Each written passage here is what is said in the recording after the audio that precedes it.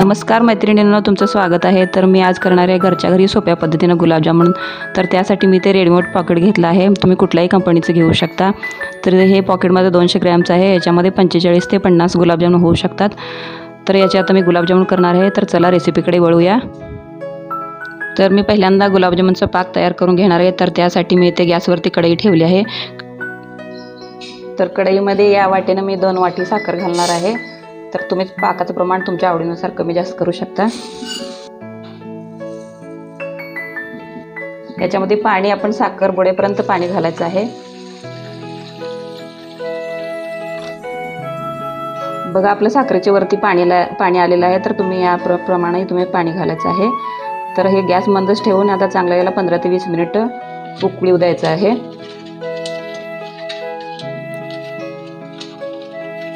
चला तर आपण आता या पॉकेटमधली पावडर बाजूला काढून घ्यायची आहे।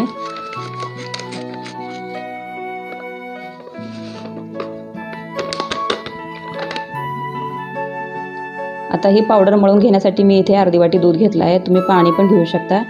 तर इथे मी थोडं थोडं घालून घट्ट मळून घेणार आहे। तिकडे आपला पाक उकळत आहे, लागेल तसं दूध थोडं थोडं घालून याला मळून घ्यायचं। आता याला मळण्यासाठी मला फक्त अर्धी वाटी दूध लागलं आहे। आता व्यवस्थित आपलं हे मळून झालं आहे पावडर।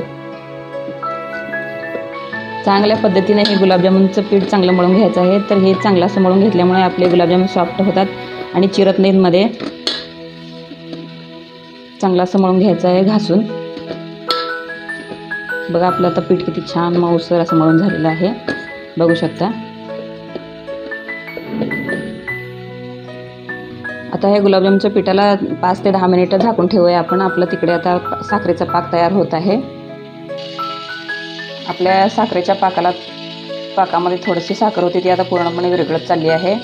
तर आता एक 5 मिनिटं झालं याला गॅसवरती ठेवून व्यवस्थित असं हलवत राहायचं सारखं।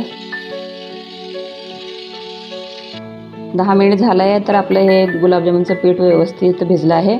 तर आता आपण याचे गोळे करून घेऊया। आता व्यवस्थित याचे घासून गोळे करायचे आहेत। जेवढं घासून तुम्ही गोळे कराल तर त्याला जास्त चिरा पडत नाहीत। बघा हे असे गोळे करून घ्यायचं।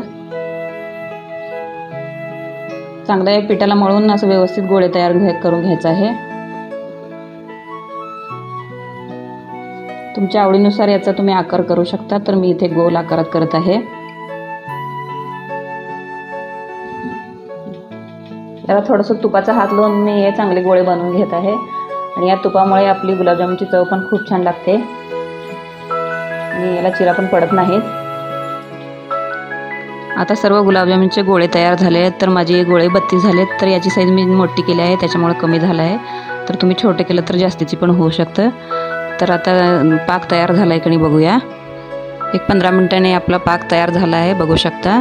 जास्त पक्का किंवा कच्चा करायचा नाही, फक्त आपल्या हाताला थोडंसं चिकट लागलं पाहिजे। हा पाक आपल्या हाताला थोडासा चिकट लागला पाहिजे, बस। मग असं झालं तर पाक तयार झालं समजायचं। आणि आता याला मग खाली काढून घेणार आहे। याच्यामध्ये मी थोडीशी इलायची पावडर टाकत आहे, तर चव पण येते आणि सुगंध पण येतो। तर याला थंड होण्यासाठी बाजूला ठेवून देते आता मी।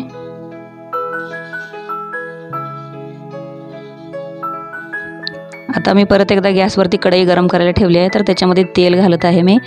तर तुम्ही तुपामध्ये पण तळू शकता। तर आता हे गोळे बुडावं असं तेल मी याच्यामध्ये घालते आहे। आता तेल आपलं मध्यम गरम झालेलं आहे। तर आता मध्यम आचेवरच आपण गुलाबजामुनचे गोळे तळून घ्यायचे आहे।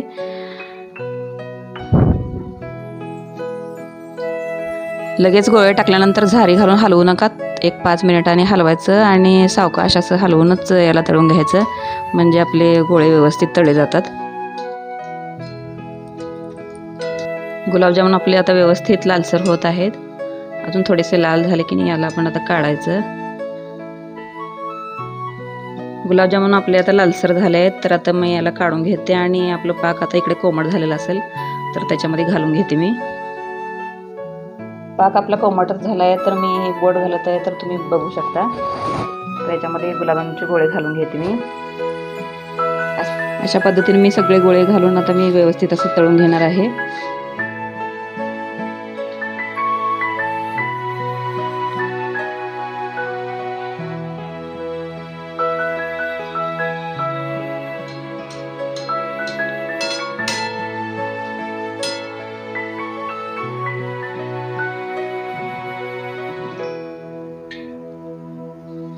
अशा पद्धतीने आपले सर्व गुलाबजामुन तळून झाले आहेत। तर आता मी गॅस बंद करते आणि गुलाबजामुन हे पाकामध्ये घालून 2 तासासाठी ठेवून द्यायचं त्याला।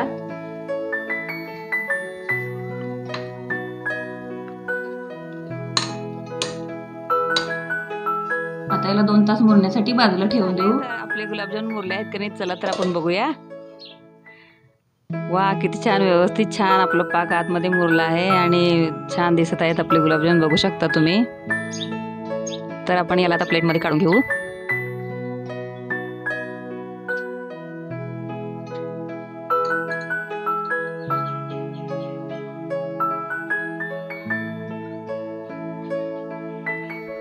अशा पद्धतीने तुम्ही गुलाबजामुन घरच्या घरी करू शकता। हा व्हिडिओ आवडला असेल तर लाईक करा, सबस्क्राईब करा आणि शेअर करा। धन्यवाद।